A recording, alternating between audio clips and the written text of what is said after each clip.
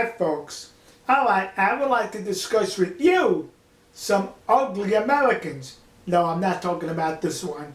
Let me tell you who. First one on the agenda here is that dope Joe Biden. Talk about being an ugly American. So now, I'm sure you're all aware of the war taking place in the Middle East due to the savages of Hamas murdering babies and women, alright?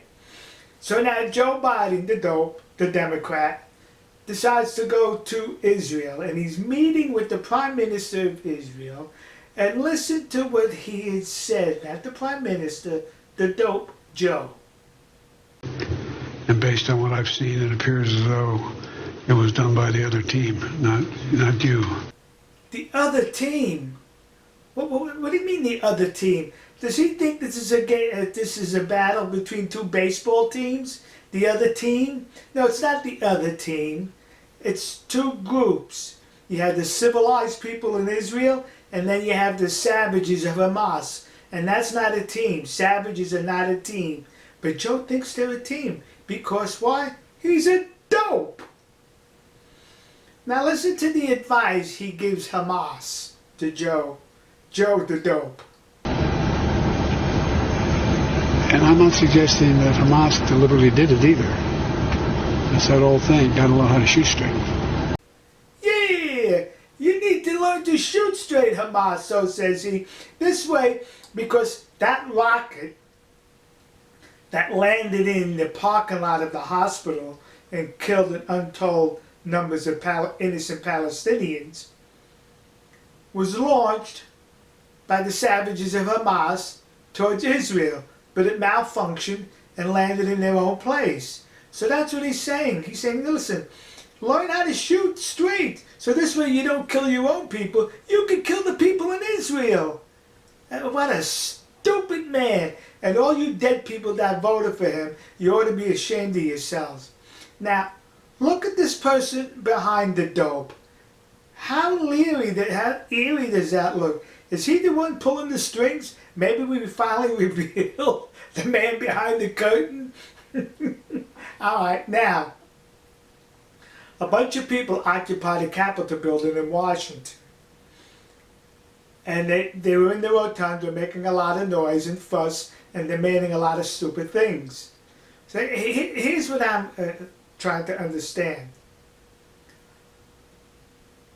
When there was a riot on January 6th at the Capitol, they were called insurrectionists, and the FBI rounded up hundreds of them, many of whom were still rotting away in jail these past couple of years. Now, are these people going to be called insurrectionists? Is the FBI going to round them up? You're out of your mind if you think so.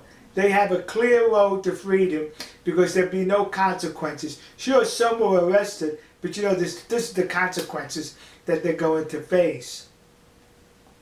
They're not going to be labeled insurrectionists as the people as the rioters on January 6th, 2001. Now we have this congresswoman, Rashida Tlaib, whatever her name is. She's revving up the crowd about, I guess, in Washington, D.C. And listen to her with her crocodile tears. They can cry. I can cry. We all can cry. If we're not crying, something is wrong.